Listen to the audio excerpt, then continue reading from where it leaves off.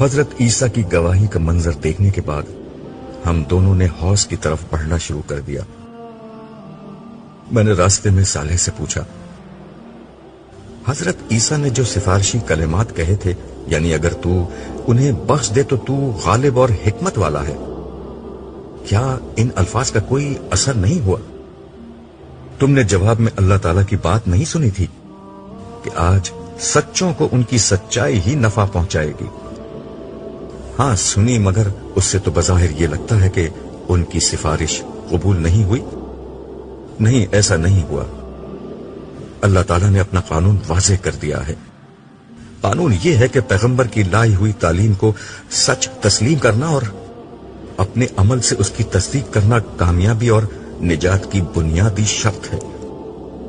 اللہ تعالیٰ کی بات کا مطلب یہ تھا کہ جس کسی نے یہ بنیادی شرط پوری کر دی، اس کے ساتھ اللہ تعالیٰ اب درگزر کا معاملہ کریں گے۔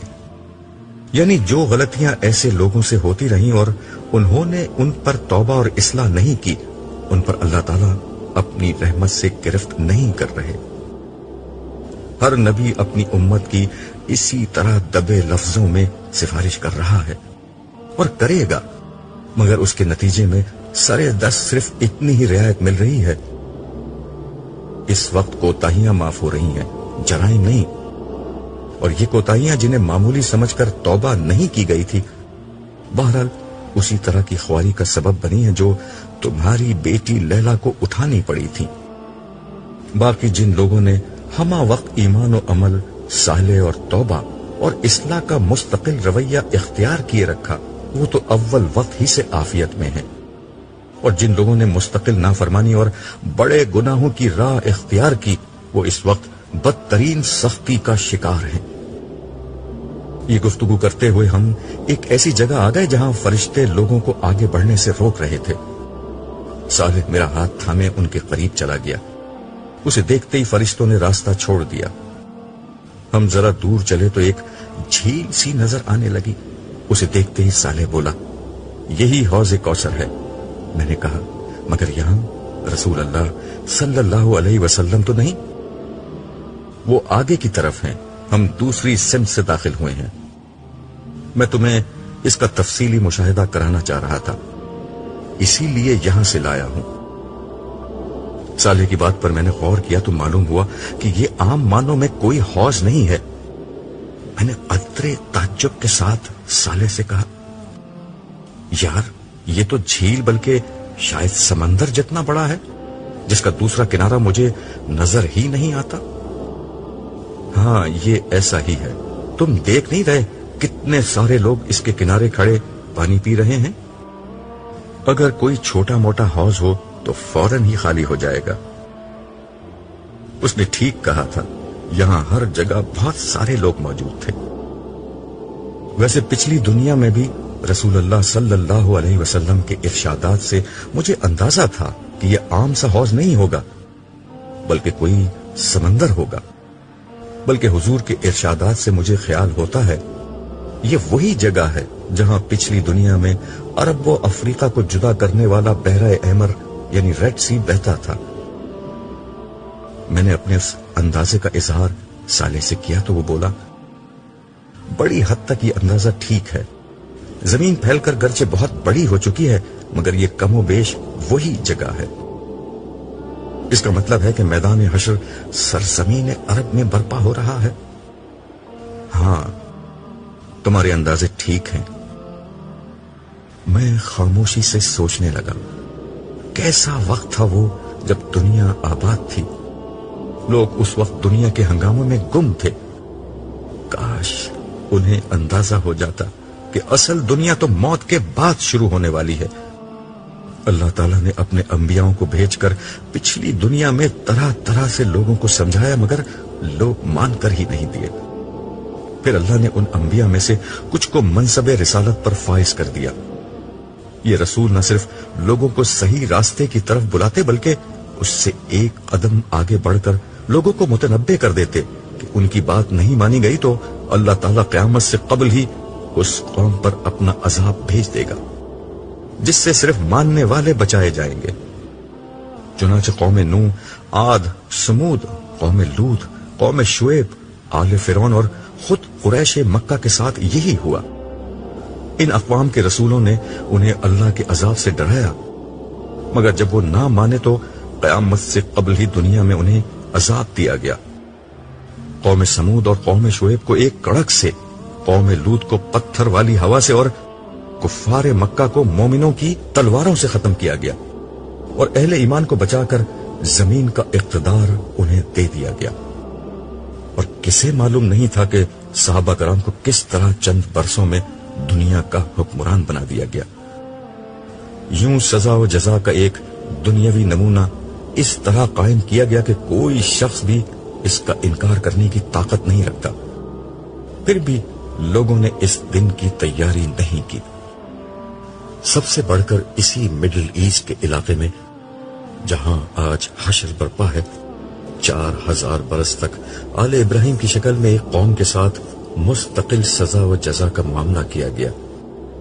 اولاد ابراہیم کی 2 شاخوں یعنی بنی اسماعیل اور بنی اسرائیل کے ساتھ اللہ کا قانون یہ رہا کہ اگر وہ فرما برداری کرتے تو خدا کی رحمت انہیں دنیا میں نوازتی، اور نافرمانی کرتے تو دنیا میں قومی حیثیت میں سزا پاتے۔ بنی اسرائیل کو اپنی تاریخ میں اپنے جرائم کی پاداش میں 2 دفعہ عظیم تباہیوں کا سامنا بطور سزا کرنا پڑا۔ ایک دفعہ عراق کے بادشاہ بخت نصر کے ہاتھوں اور دوسری دفعہ رومی جنرل ٹائٹس کے ہاتھوں ان پر تباہی نازل کی گئی۔ اسی طرح امت مسلمہ کو بھی ان کے جرائم کی بنا پر 2 دفعہ بڑے پیمانے پر سزا دی گئی۔ ایک دفعہ تاتاریوں کے ہاتھوں اور دوسری دفعہ یورپی اقوام کے ہاتھوں انہیں تباہی اور غلامی کی ذلت کا سامنا کرنا پڑا۔ اس سزا کے ساتھ جب کبھی وہ توبہ اور رجوع کرتے تو ان پر حکومت و انعامات کے دروازے کھل جاتے۔ اس کی ایک مثال وہ تھی جب تاتاریوں کے ہاتھوں مکمل تباہی کے بعد مسلمانوں نے ان تک اسلام کا پیغام پہنچایا تو تھوڑے ہی عرصے میں برباد شدہ مسلمان دوبارہ دنیا کی عظیم سپر پاور بن گئے۔ مگر افسوس کہ لوگوں نے سزا و جزا کے اس کھلے ہوئے معاملے کو دیکھ کر بھی قیامت کی سزا و جزا کی حقانیت کو سنجیدگی سے نہیں لیا۔ بے اختیار میرے منہ سے ایک ٹھنڈی آہ نکلی اور میں نے کہا، میرے رب تو نے سمجھانے میں کوئی کسر نہیں چھوڑی، مگر انسان بڑی ہی ڈھیٹ مخلوق تھا، اسی لیے اسے آج کا یہ تلخ دن دیکھنا پڑ رہا ہے۔ صالح نے میرا جملہ سن کر لمحہ بھر کے لیے مجھے دیکھا اور بولا، نہیں، ہر انسان ایسا نہیں تھا۔ دیکھ لو تمہارے ارد گرد حوض کوثر پر کتنے سارے لوگ ہیں۔ میں نے اس بات میں سر ہلایا مگر کچھ بولا نہیں۔ وجہ صاف ظاہر تھی، صالح یہاں موجود لوگوں کو دیکھ رہا تھا اور میں باہر حشر میں موجود لوگوں کے خیال میں تھا، جن میں میرا اپنا بیٹا جمشید بھی شامل تھا۔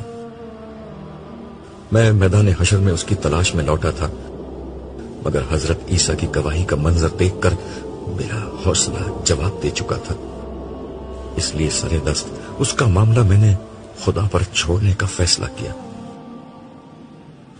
ہم آگے بڑھ رہے تھے، ایک جگہ پہنچ کر صالح نے مجھ سے کہا، چلو اب کوثر کے VIP لاؤنج میں چلتے ہیں۔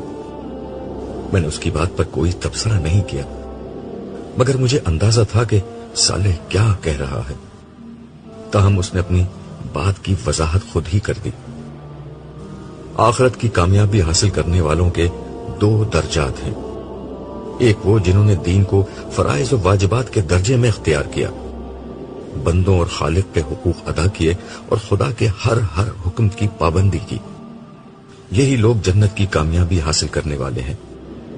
ان میں سے کچھ لوگ وہ تھے جنہوں نے فرائض سے بڑھ کر قربانی کے مقام پر دین کو اختیار کیا، بدترین حالات اور مشکل ترین مواقع پر صبر و استقامت کا ثبوت دیا، نیکی اور خیر کے ہر کام میں سبقت اختیار کی، ہر حال میں حق کو اختیار کیا اور اس کے لیے ہر قیمت دی، خدا کے دین کی نصرت، اس کی نفل عبادات، اس کے بندوں پر خرچ اور ان کی خدمت کو اپنی زندگی بنا لیا۔ یہی وہ لوگ ہیں جو آج آخرت کے دن VIPs میں شامل کیے جائیں گے۔ ان کی نعمتیں، ان کے درجات، خدا سے ان کا قرب اور ان کا مقام و مرتبہ ہر چیز عام جنتیوں سے کہیں زیادہ ہے۔ یہ ایسا ہی ہے جیسے دنیا میں ہر معاشرے میں ایک عوام الناس کی کلاس ہوتی ہے اور ایک اشرافیہ یعنی ایلیٹ اور ہائی جنٹری ہوا کرتی تھی۔ آج قیامت کے دن یہی ہو رہا تھا۔ کامیاب عوام الناس کو میدان حشر کی سختی سے بچا کر حوض کوثر کے پرفضا علاقے میں ٹھہرایا گیا ہے، اور جنت میں بھی انہیں اچھی جگہ ملے گی۔ ظاہر ہے کہ یہ بہت بڑی کامیابی ہے، مگر اس سے بھی بلند ایک درجہ خدا کے مقربین کے لیے ہے۔ یہ اہل جنت کا اعلیٰ درجہ ہے۔ اس کی حقیقت تو جنت میں داخلے کے بعد ہی سامنے آئے گی، لیکن کوثر کے پاس بھی یہ اہتمام کیا گیا ہے کہ اعلیٰ درجے کے اہل جنت کی اقامگاہ الگ بنائی جائے۔ ہم وہیں جا رہے ہیں۔ وہ لمحہ بھر کے لیے ٹھہرا اور میری آنکھوں میں غور سے دیکھتے ہوئے کہنے لگا، کیونکہ ہمارا عبداللہ عام اہل جنت میں سے نہیں، بلکہ ایک سردار اور ہر اعلیٰ مقام کا حقدار ہے۔ میں نے اس کی بات سن کر اپنا سر جھکا دیا۔ ہم ایک ایسی جگہ داخل ہوئے جہاں کا حسن شاید الفاظ کی گرفت میں نہیں آ سکتا تھا۔ جھیل کا برف کی مانند سفید اور بے آمیز پانی زمین کے فرش پر چاندنی کی طرح بچھا ہوا تھا۔ جھیل کی سطح پرسکون اور ہموار تھی، اور اس کو دیکھنے سے ہی نگاہوں کو عجب طرح کی تسکین مل رہی تھی۔ جھیل کے کنارے ایسے چمکدار موتیوں کے بنے ہوئے تھے جو اندر سے خالی تھے۔ کنارے کے پاس انتہائی دبیز اور ملائم قالین بچھے ہوئے تھے، جن پر چلتے ہوئے تلووں کو ناقابل بیان راحت مل رہی تھی۔ ان پر شاہانہ اور آرام دہ نشستیں موجود تھیں۔ شیشے سے زیادہ شفاف میزوں پر سونے اور چاندی کے گلاس ستاروں کے مانند جگمگا رہے تھے۔ جھیل سے ایسی مہک اٹھ رہی تھی جس سے مشام جہاں معطر ہو کر رہ گئے۔ میں نے ایک نشست سنبھالتے ہوئے سالے سے پوچھا، یہ اتنی اچھی خوشبو کہاں سے آ رہی ہے؟ حوض کی تہ میں جو مٹی ہے وہ دنیا کی کسی بھی خوشبو سے زیادہ معطر ہے، اسی کا یہ اثر ہے۔ سالے نے جھیل سے ایک گلاس بھرا اور میرے سامنے رکھتے ہوئے کہا، مزے کرو۔ میں نے ایک گھونٹ لیا۔ دنیا میں نے اس کی صرف تشبیہات سنی تھی، دودھ، شہد وغیرہ، مگر یہ ان سب سے کہیں زیادہ بہتر مشروب تھا۔ گرچہ میں پہلے بھی جام کوثر پی چکا تھا، مگر اس ماحول میں پینے کا مزہ ہی کچھ اور تھا۔ باہر میشر میں سخت اور چل چلاتی دھوپ تھی، مگر یہاں شام کے جھٹپٹے کا منظر تھا۔ ٹھنڈی خنک اور سبک ہوا چل رہی تھی، بالکل سورج ڈوبنے سے پہلے کا سما محسوس ہوتا تھا۔ سفید آسمان پر شفق کسی لالی چھائی ہوئی تھی۔ یہ شفق کہیں گہری سرخ تھی، کہیں نارنجی اور کہیں زرد۔ آسمان کے یہ رنگ جھیل کے سفید پانی پر اپنا عکس یوں پھیلائے ہوئے تھے کہ گویا کوئی گوری چٹھی دوشیزہ سر پر رنگ برنگا دوپٹہ پھیلائے ہوئے ہو۔ بلا شبہ یہ ایک انتہائی دلکش اور خوبصورت منظر تھا۔ میں نے ارد گرد نظر ڈالی۔ مجھے یہ بالکل کسی پکنک پوائنٹ کا منظر لگ رہا تھا۔ لوگ ٹولیوں میں تنہا تنہا اور اپنے اہل خانہ کے ہمراہ اس جھیل یا حوض کے کنارے کھڑے اور بیٹھے اور آپس میں خوش گپیاں کر رہے تھے۔ سب لوگ بے حد خوش اور مسرور نظر آتے تھے۔ ان کے چہروں پر پھیلا سکون اور اطمینان یہ بتانے کے لیے کافی تھا کہ ان لوگوں نے پالا مار لیا ہے۔ یہ موت، دکھ، بیماری، غم اور تکلیف کے ہر امکان سے دامن چھڑا کر ابدی اور سچی خوشی کے سامنے آ کھڑے ہوئے تھے۔ ختم نہ ہونے والی کامیابی، مان نہ پڑنے والی خوشی، کم نہ ہونے والی لذتیں، فنا نہ ہونے والی زندگی اور واپس نہ لی جانے والی آسائشیں آج ان کے قدموں میں تھی۔ کتنی کم محنت کر کے کتنا زیادہ صلہ ان لوگوں نے پا لیا تھا۔ اس کامیابی کا جشن مناتے ہوئے ان کے قہقہوں کی آوازیں دور دور تک سنی جا رہی تھیں۔ ان کے چہروں کی مسکراہٹیں ہر طرف بہار بن کر چھا رہی تھیں۔ انہیں دیکھ کر مجھے اپنے بیوی بچوں کا خیال آیا۔ صالح نے میرا خیال میرے چہرے پر پڑھ لیا اور بولا، آؤ چلو لگے ہاتھوں تمہیں تمہارے گھر والوں سے بھی ملوا دیتے ہیں، انہیں بھی یہیں بلوا لیا گیا ہے۔ مجھے سب سے پہلے لیلا نے دیکھا، وہ باقی گھر والوں کے ساتھ حوض کے کنارے ایک نشست پر بیٹھی تھی، مگر شاید اس کی متلاشی نگاہیں مجھے ہی ڈھونڈ رہی تھی۔ اس نے مجھے دور سے دیکھ لیا تھا۔ وہ نشست سے اٹھی اور دوڑتی ہوئی میرے پاس آئی اور مجھ سے لپٹ گئی۔ وہ کچھ بول نہیں رہی تھی، بس روئے جا رہی تھی۔ میں دیر تک اس کا کندھا تھپکتا رہا، پھر میں نے اسے خود سے جدا کیا اور اس کی شکل دیکھنے لگا۔ میں نے آخری دفعہ جب اسے میدان حشر میں دیکھا تھا تو وہ وہاں بہت بدحال تھی، مگر اب میری بیٹی پریوں کی مانند حسین لگ رہی تھی۔ اسے یوں دیکھ کر میں نے بے اختیار اللہ تعالیٰ کی اس رحمت کا شکر ادا کیا جس کی بنا پر آج وہ مجھ سے آ ملی تھی۔ میں نے اس سے کہا، لیلا، مصیبت اور تکلیف کے دن ختم، اب خوشی اور راحت ہمیشہ تمہارا مقدر رہے گی۔ اتنے میں باقی لوگ بھی میرے پاس آ چکے تھے۔ میری دیگر دو بیٹیاں عارفہ اور عالیہ دونوں ہمیشہ کی طرح خوبصورت لگ رہی تھیں، جبکہ میرا چھوٹا بیٹا انور اپنی ماں کا ہاتھ پکڑے کھڑا تھا۔ میں نے سارے بچوں کو گلے لگایا، پھر ان سے کہنے لگا، میرے بچوں، مجھے تم پر فخر ہے۔ تم نے دنیا کی رنگینیوں کے اوپر اپنے رب کے وعدوں کو ترجیح دی۔ تم نے حقیر دنیا کے عارضی فائدوں کو چھوڑ کر ہمیشہ کی زندگی کا انتخاب کر لیا۔ آج تمہاری ابدی کامیابی کا دن ہے۔ آؤ اس دن کی کامیابی کا آغاز جام کوثر ایک ساتھ پی کر کریں۔ یہ کہتے ہوئے میں قریبی موجود ایک نشست پر بیٹھ گیا۔ باقی لوگ بھی میرے ارد گرد بیٹھ گئے۔ میں نے بیٹھتے ہی لیلا سے کہا، بیٹا میں تمہاری روداد سننا چاہتا ہوں، مگر پہلے انور، عالیہ، عارفہ، تم بتاؤ، تم لوگ خیریت سے اپنی ماں تک پہنچ گئے تھے؟ تینوں نے ایک ہی جواب دیا کہ وہ اول وقت ہی سے محفوظ تھے اور مختلف فرشتوں نے روز حشر کے آغاز ہی پر انہیں بحفاظت عرش کے سائے تلے پہنچا دیا تھا۔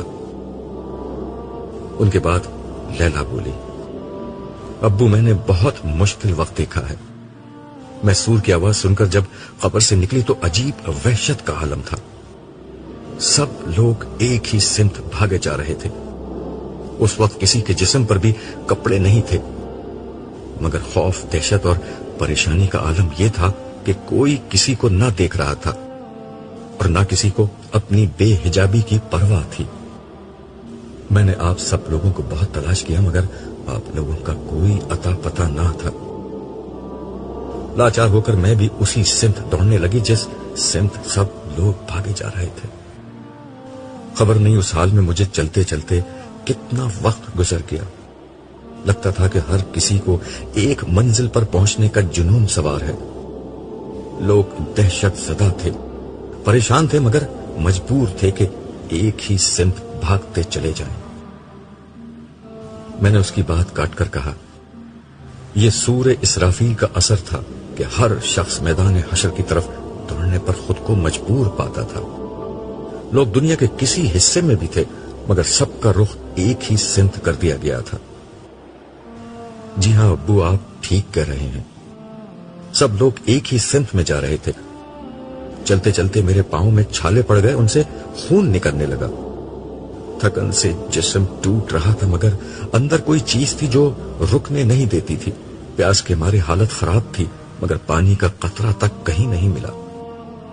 بلا کی گرمی تھی، مگر کہیں کوئی درخت اور سایہ نہ تھا۔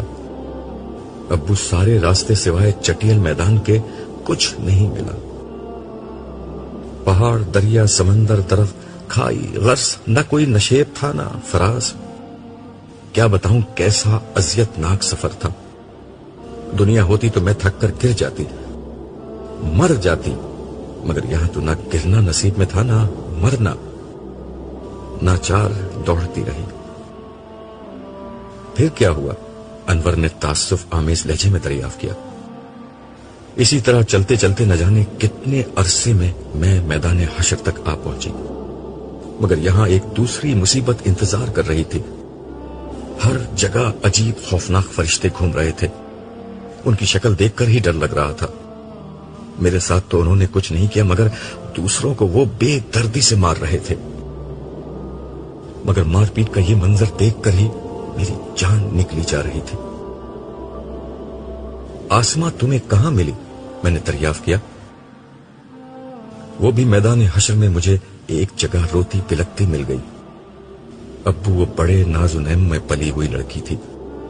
اس کی حالت دیکھ کر تو میں اپنی پریشانی بھول گئی. اس کے بعد ہم دونوں ساتھ ساتھ رہے کہ کچھ حوصلہ بلند رہے، مگر آپ سے ملنے کے بعد اس کا حوصلہ اور نجات کی امید بالکل دم توڑ گئی. عالیہ نے پوچھا، آخری دفعہ وہ تمہیں کہاں ملی تھی؟ جب سجدے کا حکم ہوا تھا میں سجدے میں چلی گئی. اس وقت وہ میرے برابر میں تھی، مگر وہ سجدے میں نہیں جا سکی. وہ دنیا میں ہمیشہ یہی کہتی تھی کہ اللہ کو ہماری عبادت، ہماری نماز کی کوئی ضرورت نہیں. اگر ہے بھی تو وہ بہت معاف کرنے والا ہے، وہ ہمیں بھی معاف کر دے گا. وہ روزہ یہ کہہ کر چھوڑتی تھی کہ میری خوبصورت جلد خراب ہو جائے گی. تم سجدے سے اٹھی تو وہ کہاں تھی؟ عارفہ نے پوچھا. وہ میرے برابر ہی میں تھی، مگر جب اللہ تعالیٰ نے حکم دیا کہ ہر 1000 میں سے 999 لوگوں کو الگ کیا جائے تو فرشتے اسے گھسیٹتے ہوئے میرے پاس سے لے گئے. پھر مجھے حساب کتاب کے لیے اللہ تعالیٰ کے حضور پیش کر دیا گیا. وہاں کیا ہوا؟ اس دفعہ نائمہ نے دریافت کیا. مجھے تو لگ رہا تھا کہ اب اللہ تعالیٰ میرے نامہ اعمال میرے بائیں ہاتھ میں پکڑا کر مجھے عذاب کے فرشتوں کے حوالے کر دیں گے، مگر میں قربان جاؤں اپنے رب کی رحمت کے. اس نے بڑا کرم کیا. مجھ سے ایمان، عبادات کے متعلق سوالات ہوئے. میں نے بتا دیا کہ میں ہر بات پر ایمان رکھتی تھی اور ساری عبادات بھی کرتی تھی. ہر موٹے موٹے اخلاقی معاملات، صلہ رحمی اور حقوق العباد کا سوال ہوا. میں نے ان کا جواب بھی دے دیا. اس کے بعد مجھے یہ اندیشہ ہوا کہ اللہ تعالیٰ عام زندگی میں کی جانے والی نافرمانی اور گناہوں سے متعلق متعین سوال نہ کر لیں. لیکن اس کے بعد انہوں نے مجھ سے کوئی سوال ہی نہیں کیا. اس پر میں نے کہا، لیلا بیٹا، اگر اللہ تعالیٰ تم سے اگلا سوال کر لیتے تو تم ماری جاتی. وہ جس کو معاف کرنے کا فیصلہ کر دیتے ہیں اس سے کوئی ایسا سوال نہیں کرتے جس کا جواب نفی میں آنا یقینی ہو. یہ کام صرف ان لوگوں کے ساتھ ہونا ہے جن کو پکڑنا مقصود ہوتا ہے. انہوں نے تم سے صرف وہ پوچھا جس کا صحیح جواب تمہارے نامہ اعمال میں موجود تھا. باقی تمہارے گناہ گرچہ نامہ اعمال میں موجود تھے، مگر انہوں نے جان بوجھ کر نظر انداز کر دیے. ہاں ابو، انہوں نے ایک بات مجھ سے آخر میں کہی تھی، وہ یہ کہ تم عبداللہ کی بیٹی ہو، تمہیں تو اس کے ساتھ ہی ہونا چاہیے. اس کے بعد انہوں نے فرشتوں سے کہا کہ اس کا نامہ اعمال دائیں ہاتھ میں دے کر اس کو اس کے گھر والوں کے پاس بھیج دو. اس وقت میری خوشی کا جو عالم تھا میں اسے بیان نہیں کر سکتی. صالح جو میرے برابر ہی میں بیٹھا تھا اس کی بات سن کر کہنے لگا، تمہاری بخشش عبداللہ کی وجہ سے نہیں ہوئی ہے، البتہ تمہارے درجات تمہارے والد کی وجہ سے بلند ہو گئے ہیں. تم اس وقت حوض کوثر کے VIP لاؤنج میں بیٹھی ہو. جانتی ہو تم پر اور تمہارے بھائی بہنوں اور والدہ پر یہ مہربانی صرف تمہارے باپ عبداللہ کی وجہ سے ہے. یہ اللہ تعالیٰ کی خصوصی عنایت ہے کہ کامیاب لوگوں میں سے جس شخص کا درجہ سب سے بلند ہوگا اس کے قریبی اعضاء کو اللہ تعالیٰ اس کے ساتھ جمع کر دیں گے. اس پر عالیہ نے کہا، جب بھی ہم بھائی بہنوں کے خاندانوں کے کسی فرد کو یہاں آنے کی اجازت نہیں ملی، صرف ہم بہن بھائیوں اور امی کو فرشتوں نے یہاں آنے دیا ہے. باقی لوگ بھی یہاں ہیں مگر انہیں پیچھے ٹھہرایا گیا ہے. یہ سن کر نائمہ کے چہرے پر کرب کے گہرے آثار طاری ہو گئے. اس کے اندر کی ماں بولی سوائے جمشید کے. یہ بات سن کر ایک خاموشی چھا گئی. آخر انور نے خاموشی کے اس پردے کو یہ کہہ کر توڑا، ابو مجھے تو آپ کے استاد فرحان صاحب کی اس تحریر نے بچا لیا جو میں نے آپ سے اکثر سنی تھی، اس تحریر کو میں نے اپنی زندگی بنا لیا تھا۔ عارفہ بولی، بھائی وہ تحریر کیا تھی، ہمیں بھی سناؤ۔ انور نے آنکھیں بند کی اور بولنے لگا، ہمارے دور کے مصلحین لوگوں کے اندر سے ترقی کی اس فطری خواہش کو ختم کرنا چاہتے ہیں، جبکہ خدا ایسا نہیں کرتا۔ وہ یہ چاہتا ہے کہ اس کی خواہش کا رخ دنیا کے بجائے آخرت کی طرف مڑ جائے۔ دنیا کی اشرافیہ اور اہل ثروت گروہ میں شامل ہونے کے بجائے لوگوں میں یہ خواہش پیدا ہو جائے کہ وہ خدا کے مقربین اور جنت کی اشرافیہ میں شامل ہوں۔ آپ پورے قرآن کی دعوت پڑھ لیں، وہ اس کے سوا انسان میں کوئی ذہن پیدا نہیں کرنا چاہتا۔ قرآن کے اولین مخاطبین صحابہ کرام اسی ذہن کے حامل ہستیاں تھیں۔ ابو بکر و عمر کا انفاق، عبد الرحمن و عثمان کی سخاوت اور علی و ابو ذر کی سادگی آخرت پر اسی ایمان کے مختلف مظاہر تھے۔ آخرت پر ایمان آدمی میں جو تبدیلی لاتا ہے، اسے سمجھنے کے لیے قرآن کی اس آیت کو ملاحظہ فرمائیے۔ تم لوگوں کو جو کچھ بھی دیا گیا ہے وہ محض دنیا کی زندگی کا سامان اور اس کی زینت ہے، اور جو کچھ اللہ کے پاس ہے وہ اس سے بہتر اور باقی تر ہے۔ کیا تم لوگ عقل سے کام نہیں لیتے؟ بھلا وہ شخص جس سے ہم نے اچھا وعدہ کیا ہو اور وہ اسے پانے والا بھی ہو، کبھی اس شخص کی طرح ہو سکتا ہے جسے ہم نے صرف حیات دنیا کا سر و سامان دے دیا ہو، اور پھر وہ قیامت کے دن سزا کے لیے پیش کیا جانے والا ہو؟ القصص 60 تا 61۔ آپ اندازہ کریں، جس شخص کے دل میں صرف اس ایک آیت پر پکا یقین ہو، اس کی زندگی کس طرح گزرے گی۔ ایسا شخص مال کماتے وقت خدا کی اس نافرمانی کا خطرہ نہیں مول لے سکتا جس کا نتیجہ جہنم کی آگ ہے۔ اس کے مال کا بہترین مصرف اپنی ضروریات پوری کر کے آخرت کی ابدی اور زیادہ بہتر زندگی کی آزمائش و زیبائش ہوگی۔ وہ دنیا میں کسی بھی نعمت کے حصول کے لیے آخرت کو کبھی خطرے میں نہیں ڈالے گا۔ وہ دنیا کے گھر سے پہلے آخرت کے گھر کی فکر کرے گا، اور دنیا کی گاڑی سے پہلے آخرت کی سواری کی سوچے گا۔ اخلاق باختہ عورتوں کے اریاں اور نیم اریاں وجود پر نگاہ ڈالنے کی وقتی لذت کے لیے وہ ان حوروں سے محرومی گوارا نہیں کرے گا جن کا چاند چہرہ، حسن دلکش اور ابدی شباب کبھی نہیں ڈھلے گا۔ گھر والوں کی ضروریات اور خواہشات اسے کبھی کسی ایسے راستے پر نہیں لے جا سکتی جو آخرکار جہنم کی دہلیز تک جا پہنچتا ہو۔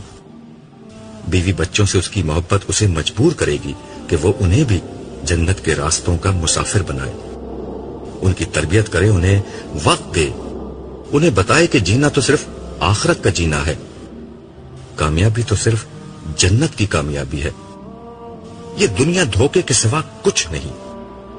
جہاں ہم سے پہلے بھی بے گنتی لوگوں کا امتحان ہوا اور ہمارا بھی امتحان ہو رہا ہے، چند برسوں کی بات ہے، نہ ہم رہیں گے نہ امتحان کے یہ صبر آسمان لمحے۔